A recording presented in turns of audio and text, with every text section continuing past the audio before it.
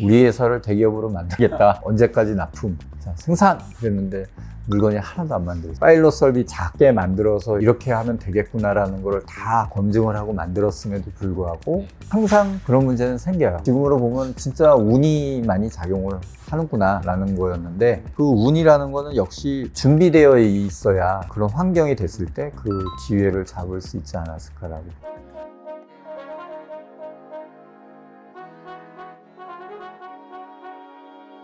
안녕하세요. 옆집 부자영의 대리입니다. 오늘은 기업체 대표님을 모시고서 인터뷰하는 시간을 갖도록 하겠습니다. 안녕하세요. 전도현 대표님. 처음 뵙겠습니다. 네, 안녕하세요. 네. 주식회사 라파스 대표 정도현입니다. 간단하게 어떤 회사를 하는 거고 어떻게 사업을 시작하셨는지 그게 좀 궁금하거든요. 네, 그 부분에 대해서 간단하게 말씀 부탁드립니다. 라파스는 용해성 마이크로니들 연구개발해서 생산하는 전문 업체고요. 생소할지 모르지만 용해성 마이크로니들은 피부를 통해서 약물을 전달하는 그런 약물 전달 기술입니다. 우리가 주사나 알약을 통해서 투여를 받던 약물들을 피부에 간단하게 패치 형태를 붙여서 그 약물을 체내에 흡수시키는 그런 기술을 가지고 있습니다. 지금은 화장품 분야로 미용 분야에 먼저 상용화를 해서 현재 여러 제품들이 뭐 올리브영이나 인터넷 쇼핑몰에서 볼 수도 있고요. 의약품 분야로는 지금 임상일상을 한 2건을 진행하고 있고, 작년에는 OTC 일반 의약품 분야로 미국에 출시를 해서 현재 런칭을 하고 있습니다. 저희가 회사는 창립이 언제? 회사는 법인 설립일은 2006년에 되었는데요. 이 비즈니스를 본격적으로 시작을 한 거는 2009년부터 시작을 했습니다. 아, 그러셨군요. 그러면은 보통은 모든 회사들이 그렇지만 약간 스타트업 형태로 먼저 이렇게 진행을 하잖아요. 그러면은 뭐 시리즈 A일 때, B일 때, C일 때 다 거치면서 이제 상장까지 오셨을 것 같은데, 그 중에서 이제 좀 사업을 하시면서 좀 힘들었던 점이나 뭐 이런 부분이 혹시 있을까요? 뭐 요즘 최근에 제 주변에 이제 대표님들을 뵈면 어디가 아프다라고 하시는 분들이 많이 있으세요. 그래서 대부분 뭐 이석증이라든지 이런 분들을 경험하는데, 제가 이제 우스갯소리로 그게 이제 CEO병입니다 라고 얘기를 하는데, 그만큼 많은 대표분들이 이제 스트레스를 받기 때문에 그 스트레스에 의한 여러 가지 증상들이 많이 나타나기도 합니다. 저도 역시 2012년쯤인가요? 그때쯤에 약간 50견식으로, 나이도 50도 안 되었을 텐데 그런 식으로 질환이 왔는데, 아, 이게 스트레스 때문이구나 라는 거를 깨닫고 그때부터 스트레스 관리를 좀 철저하게 했죠. 스트레스가 오는 것 같다 그러면 아예 다른 생각을 한다든지 이런 식으로 스트레스 관리를 좀 했던 것 같고요. 제가 이 법인 설립일이 2006년, 이 비즈니스 시작한 건 2009년 이렇게 말씀을 드리는 게 바로 이렇게 창업한 형태가 아니었어요. 그게 어떤 또 스토리가 담겨져 있냐면, 이 아이템을 가지고 창업을 할 때 신규 법인을 만들어서 한 게 아니라 지인에 있는 법인을 활용을 해서 창업을 해서 약간 그런 스토리가 있던 거죠. 그래서 초창기에 같이 했던 분들하고 초창기에 진행되어 오면서 그분들이 또 떨어져 나가고 뭐 이런 여러 가지 우여곡절을 겪으면서 저희가 2012년 6월에 이제 첫 상투사로부터 투자를 받았습니다. 저로서는 투자는 언젠가는 받기는 받아야 될 텐데 그때쯤에 받아야 되겠다라고 생각했던 건 아닌데, 우연히 또 그렇게 연결이 돼서 2012년 6월에 첫 투자를 받게 되었고, 제가 이 라파스라는 회사를 시작하고 사업을 시작을 하면서 가장 큰 철칙으로 뒀던 게 월급이 밀리지 말아야겠다 라는 거였는데, 월급이 한 번도 밀리지 않았는데 2012년 6월에 제 월급이 한 번 딱 밀렸어요. 그러니까 그때가 투자받기 전전날이 저희 회사 월급날이었고, 직원들 월급은 다 줬지만 제 월급은 못 가져갔었던 그 때였습니다. 어떻게 보면 그때가 이제 모멘텀이었던 것 같고요. 투자를 받아서라기보다 2012년 6월경부터 그동안 연구개발을 계속 해왔던 과정들이 조금의 성과로서 이어지고 있었던 시점이어서 큰 하나의 모멘텀이 되었던 시점이었고, 그때 스트레스도 많았고, 그렇지만 그 스트레스를 이겨나가면서 훨씬 더 많은 성과를 그 당시에 이룰 수 있었던 그런 해라고 되돌아보면 그렇게 기억되고 있습니다. 그 대표님 뭐 이력 같은 경우는 뭐 사실 구글링 해보면 다 나오는 공인이시기 때문에 상당수 대표님들은 사실 다 공인이시거든요. 개인 소개 좀 뭐 전공이나 이런 거 아니면 좀 공부하셨던 스토리나 이런 것들도 궁금합니다. 저는 식품공학을 전공을 하면서 대학 생활을 했는데, 같은 과에서 학부, 석사, 박사를 다 했습니다. 근데 재밌게도 학사, 석사, 박사의 과 이름이 다 틀렸어요. 같은 과임에도 불구하고. 과 이름이 그때부터 이렇게 많이 바뀌는 시기를 겪으면서 학부는 식품공학과 학사였고, 석사는 식품생물공학과 석사였고, 박사는 생명공학과 박사였습니다. 그래서 과 이름이 지금 생명공학과로 바뀐 그런 과를 졸업을 했고, 박사는 회사를 다니면서 학위 과정을 겪어서 이제 좀 늦게 박사학위를 받았고, 처음에 대학원을 졸업하고 이제 전문연구원 요원이라고 하죠. 병역특례업체로서 제약회사 연구원으로 이제 사회생활을 시작을 하였고, 제약회사 연구원으로서 제약 산업이나 그런 의약품 개발, 천연물 소재 이런 거에 대한 연구 활동을 하다가 1990년대 말 그때쯤에 우리나라의 벤처 붐이 처음으로 일 때가 있었죠. 97년, 98년, 99년, 2000년 초까지. 그때 이제 제약회사 연구원 생활을 하다가 선배가 창업한 벤처회사의 연구원으로 들어가게 됐어요. 그래서 벤처회사라는 게 어떻게 일들을 하고 또 어떤 과정을 통해서 투자 유치를 하고 이런 거를 간접 경험을 했죠. 연구원으로서 생활을 하다가 또 나중에는 연구 업무가 아니라 기획 업무, 사업 기획 업무, 사업 개발 업무 이런 업무를 하게 되면서 비즈니스에 대한 눈을 조금 떴다고 할까요? 그 이후에는 벤처회사가 기술은 좋았지만 영업이나 마케팅이 제대로 되지 않으면서 회사가 어려워지고 이렇게 되면서 저는 회사를 그만두고 후배하고 같이 바로 창업을 했습니다. 기술이 아무리 좋아도 회사는 매출이 일어나지 않으면 존재할 수 없다라는 생각을 하게 돼서 매출이 일어나는 회사를 만들어서 돈을 버는 일들을 해왔죠.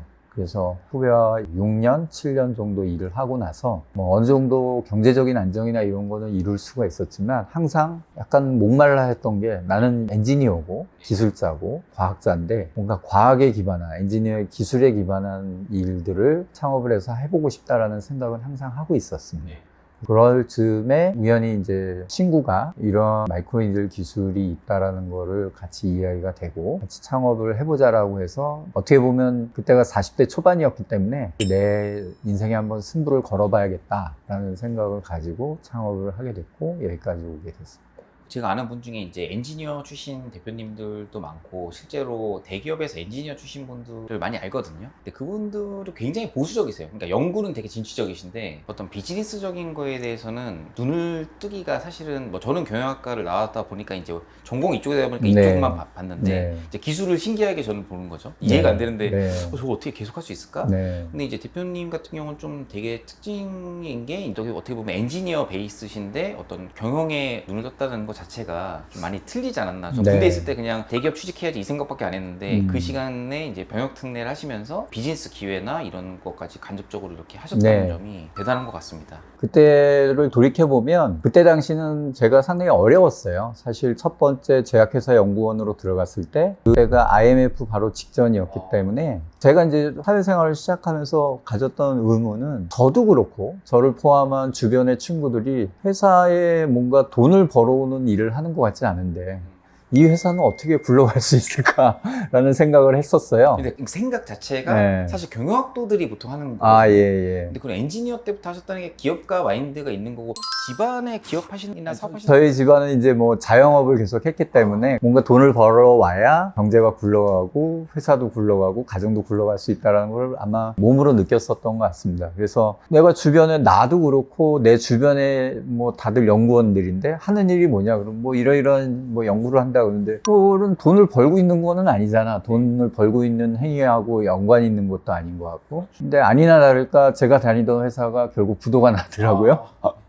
그래서 그 부도가 나는 과정에서 병역특례 연구원이지만 여러 가지 일을 다 해봤어요. 제품을 개발하고 제품을 직접 생산도 해보고 또 그 생산된 제품을 나가서 팔아보기도 하고 뭐 이런 업무들을 해봤기 때문에 뭐 아무것도 모르고 어려우니까 뭐든지 해야 되겠다는 생각에서 했지만 어떻게 물건이 만들어지고 어떻게 제품이 개발되고 개발된 제품이 어떻게 팔릴 수 있다라는 그런 과정을 경험할 수 있었던 큰 경험이었던 것 같아요. 지금 말씀하신 그 경험이 설마 20대 때 하신 건가요? 20대 때 한 거죠. 저 20대 때랑 너무 틀린데요. 그때는 나는 연구원인데 왜 내가 트럭을 몰고 물건을 싣고 가서 어디 도매상에 물건을 정해주고 내가 왜 이런 일을 해야 돼? 라는 생각을 한편으로 하면서도 뭐 어때 내가 이걸 이렇게 해서 돈을 벌 수 있으면 내가 못 받는 월급을 나도 조금은 받을 수 있지 않을까 이런 생각을 했던 거죠. 그러면서 이제 IMF를 보고 주변에 이제 많은 사람들이 힘들어하고 이런 과정을 겪었지만 저는 오히려 그냥 그런 거를 먼저 경험했다라고 할까요? 그래서 선배가 하는 벤처회사에도 뭐 흔쾌히 합류했고 거기서도 연구뿐만 아니라 어떤 사업 기획이나 이런 일들을 주로 많이 하게 되면서 투자 유치. 그래서 투자 유치를 하는 게 뭘까? 그때는 전혀 몰랐던 거죠.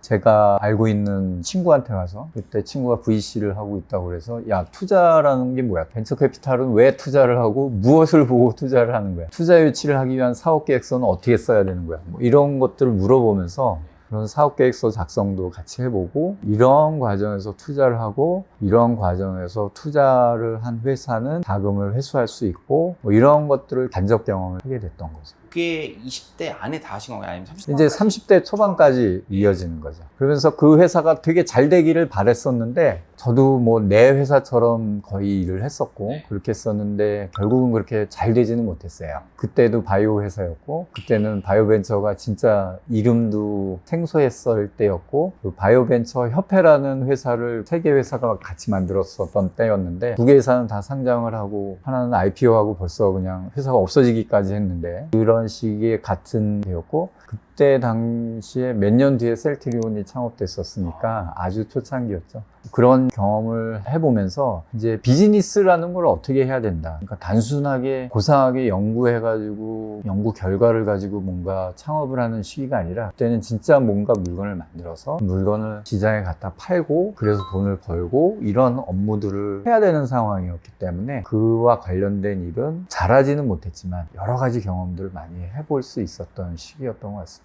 정리를 해보면 대표님은 학사, 석사, 박사를 다 엔지니어 쪽으로 나오셨음에도 불구하고 약간 경영학 마인드를 실전에서 외우신 거네요. 네. 그러니까 저희가 이제 일반적으로 보시는 대표님들은 이제 엔지니어 학부 나오시고 석사까지는 나오시는데 경영학을 따로 이제 공부하시고 뭐 테크노 MBA도 들으시고 하시는 분들이 많은데 약간 전통적으로 이렇게 엔지니어만 쭉 거치셨음에도 불구하고 약간 그래도 집안의 배경 환경이 그래도 조금은 있었네요. 뭐 그런 것도 있었고요. 저희 대학 다니던 시절에는 공부들을 다 안 했고 뭐 학생운동도 많이 했었던 시기고 공대생이지만 여러 가지 인문철학적인 책들도 많이 읽었었던 시기였고 그런 것도 뭐 밑바탕이 좀 깔려 있었던 것 같기도 하고요. 저는 원래 꿈이 과학자였는데 대학을 들어와서 엔지니어를 하려고 하다 보는데 시대가 공부를 하게 놔두지를 않아서 그래서 나중에 이제 대학원을 가고 공부를 하게 됐지만 공부가 공부로서 그치는 게 아니라 뭔가의 프로덕트로 사회에 기여할 수 있는 뭔가로 나오는 것들을 항상 관심을 가졌었던 거고 그러면서 뭐 초기에 연구원 생활을 하면서 회사가 어려워지는 상황 그리고 회사에서 어떻게 돈을 벌어야 된다는 상황 이런 걸 경험하면서 자연스럽게 그냥 경영학이나 이런 거에 관심을 많이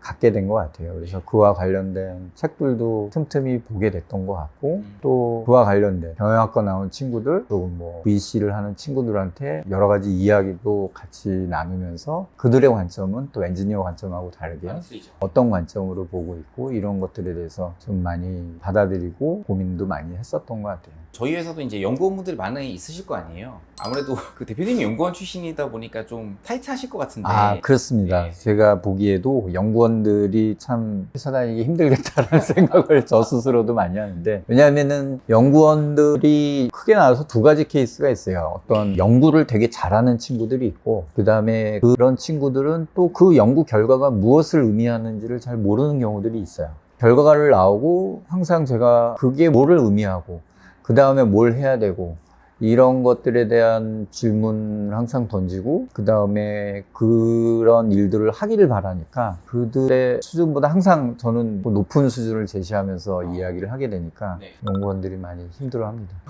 대표님이 또 약간 경영 마인드, 그러니까 결국에는 회사는 매출이 나와야 되고 그렇죠. 이익을 내야 된다라는 네. 어떤 마인드를 가지고 있으시기 네. 때문에 사실 엔지니어분들이 두 가지 마인드를 같이 가지고 있기가 쉽지는 않거든요. 네. 그렇기 때문에 대표님이 성공하시는 게 아닌가 싶습니다. 간접 실패의 경험 속에서 회사는 꼭 매출이 나와야 된다는 생각을 강하게 그때는 했었던 것 같고요. 그렇지만 또 매출만 나온다고 미래에 대한 어떤 비전이 없으면 또 회사의 미래는 또 없을 수 있고 제가 흔히 사람이 밥만 먹고 살 수도 없고 꿈만 먹고 살 수도 없고 밥과 꿈을 다 먹고 살아야 되는 건데 꿈도 먹으면서 밥도 먹을 수 있는 뭔가를 항상 같이 준비를 해야 된다는 생각은 하고 있습니다. 그러면 이제 회사 내용으로 좀 다시 돌아와서 말씀드리면 그 마이크로 니들이라는 게 이제 보시는 분이 조금 생소하실 수가 있는데 물론 자료나 이런 것들은 뭐 리포트가 많이 나와 있긴 합니다만 왜 이쪽을 선정하셨고 그런 게 좀 저희 회사 그 창업 스토리가 제가 마이크로니드를 연구를 했던 사람은 아니고요. 저하고 친한 친구가 미국에서 이제 공부를 하고 우리과 교수로 와서 자기가 어떤 사업화를 하는데 관심이 많다라는 얘기를 했었고 제가 이제 물어봤죠. 그러면 너가 무엇 전공을 했었느냐. 그래서 그때 이제 그 당시 핫했던 나노 테크놀로지 이런 거를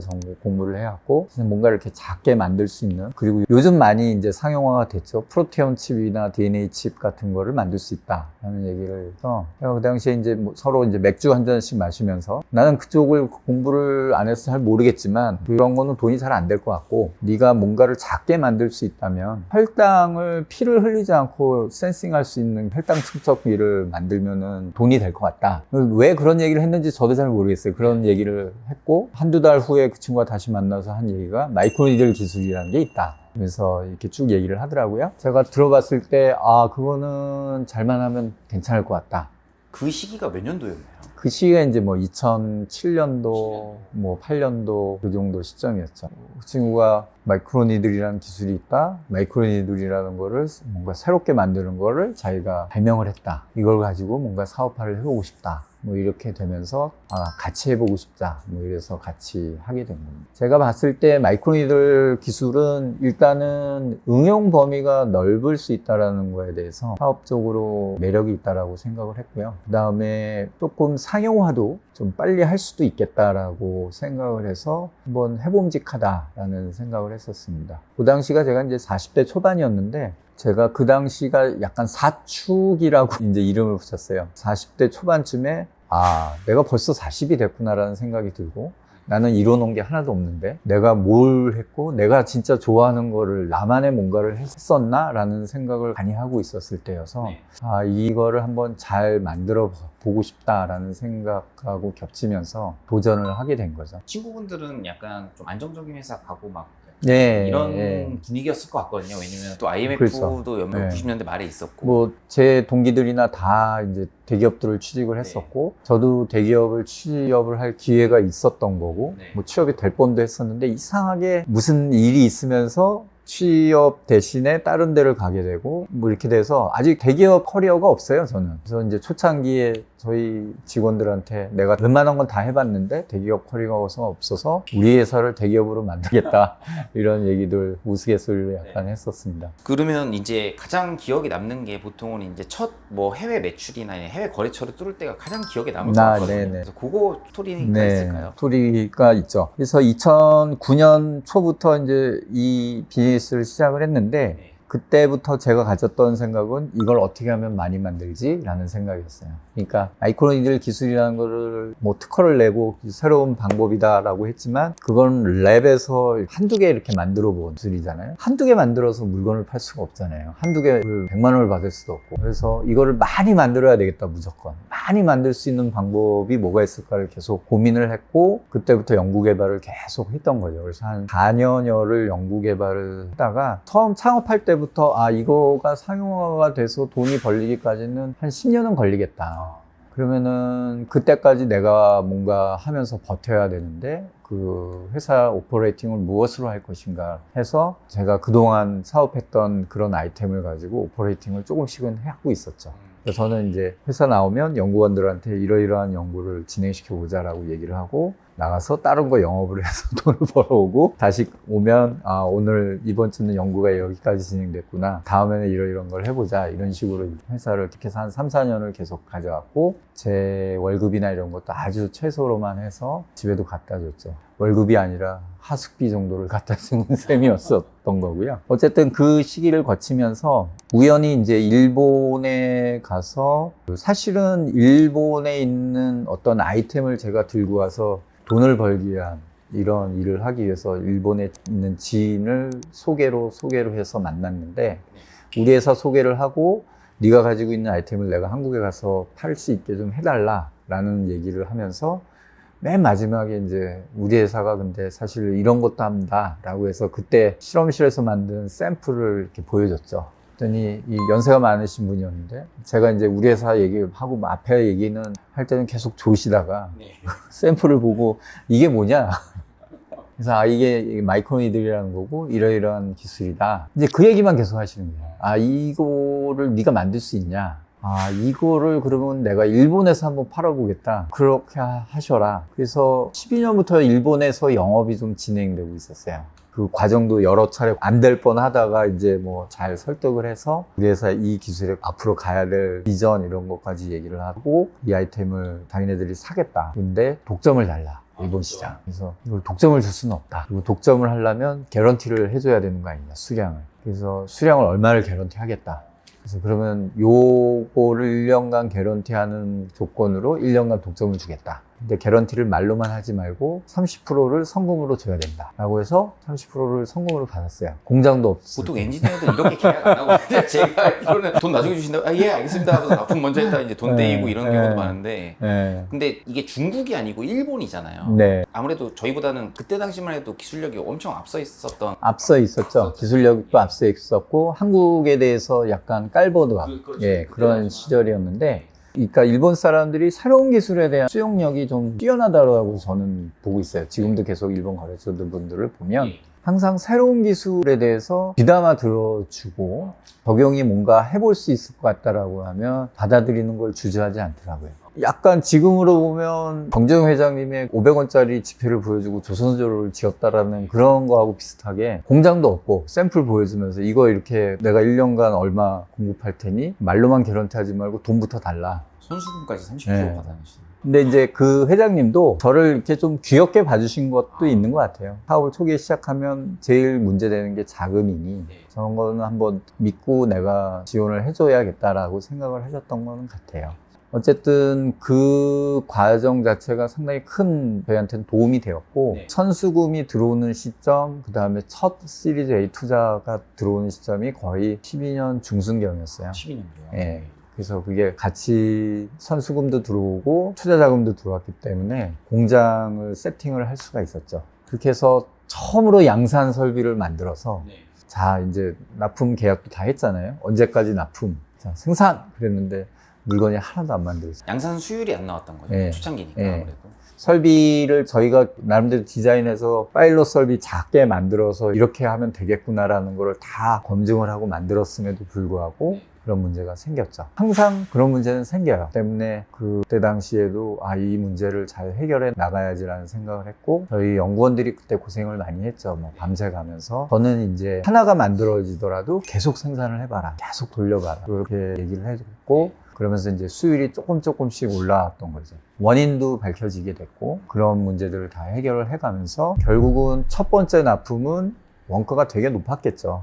수율 5%, 1% 되는 것들을 그렇게 모아가지고 납품을 했으니까 선수금 받아놓은 게 있어서 그것도 가능했었을 거라고 저는 보여집니다. 그렇게 해서 약속을 지켰고 납품되는 거를 그래서 그 거래가 첫 양산제 제품을 만들어서 납품 영업을 하게 된 그런 스토리입니다. 그럼 거기서부터 이제 본격적으로 이제 마이크로 니들 사업을 이제 시작하시게. 그렇죠. 이제 상용화된 거고 제가 예상했던 것보다 거의 한 반 정도밖에 안 걸렸어요. 10년 걸릴 거로 예상했는데 한 5년 만에 상용화가 된 거고. 원래는 뭐 2010년도 후반 생각하시고. 그렇죠. 2019년이나 20년쯤에 상용화가 되겠구나라고 생각을 했었는데 2012년 말 13년부터 상용화가 됐으니까 상당히 빨리 상용화가 됐죠. 그리고 이게 원래 이제 의약품에 적용되는 기술인데 의약품으로 상용화하는 것보다도 일단 화장품으로 상용화할 수 있는 것들을 먼저 시도를 한 것도 주요했던 것 같고요. 지금으로 보면 진짜 운이 많이 작용을 하는구나 라는 거였는데 그 운이라는 거는 역시 준비되어 있어야 그런 환경이 됐을 때 그 기회를 잡을 수 있지 않았을까라고 보고 있습니다. 모든 그 성공하신 분들 제가 이제 인터뷰 같은 걸 많이 해보니까 뭐 다 운이 좋았다고 말씀하세요. 다 운입니다. 진짜로 운이고. 다 운이 좋았다고 하는데 그 밑바탕에는 쉬지 않는 이제 열심히 일하시는. 그래서 이제 그런 얘기를 많이 해줘요. 성공하고 안 하고는 나의 의지하고는 무관하게 이루어지는 거다. 그거는 운이 맞아야 성공을 하는 건데 그렇기 때문에 네가 뭐가 안 됐다고 하더라도 결코 좌절할 필요가 없다. 그거는 환경이 안 맞았기 때문에 안 된 거지 내가 노력을 안 해서 안 된 건 아니다. 그거 하나는 확실하다. 노력을 안 하면 안 된다. 운도 없는 거죠. 네. 안 오는 거죠. 네. 그래서 뭔가 안 됐다고 해서 좌절할 필요도 없고 뭔가 일이 잘 됐다고 해서 자만할 필요도 없다. 그래서 농부와 같은 마음이라고 저는 가끔 얘기를 합니다. 농부가 비가 온다고 밭을 가는 걸 포기하거나 날이 안 좋다고 가물었다고 씨 뿌리는 걸 포기하면 수확할 수가 없죠. 근데 날이 안 좋거나 그렇다고 하더라도 나는 씨를 뿌리고 기다리고 뭔가 최선을 다하면 그게 일기가 맞아 떨어지면 큰 수확을 얻는 거고, 그렇게 했음에도 불구하고 무슨 천재지변이 오거나 일기가 나쁘면 아무것도 얻을 수 있는 거죠.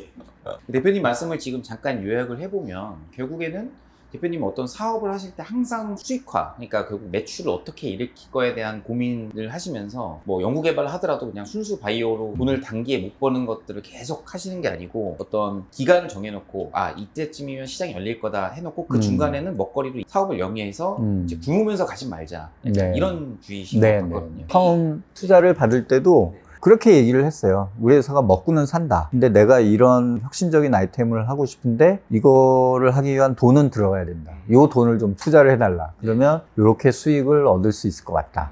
뭐 예상이지만 그렇게 상투사분한테도 이야기를 했고 그런 부분도 잘 어필이 됐던 것 같아요. 예, 흔쾌히 또 잘 받아주셨던 것 같고. 그러면 이제 저희가 마이크로 니들 기본적인 내용을 하고 이제 창업 스토리를 좀 들었는데 저희만의 또 대량 생산할 수 있는 어떤 글로벌에서 유일한 방식들이 있지 않습니까? 네. 그런 기술적인 부분 조금 어렵겠지만 잠깐만 설명해 주실 수 있나요? 마이크로니들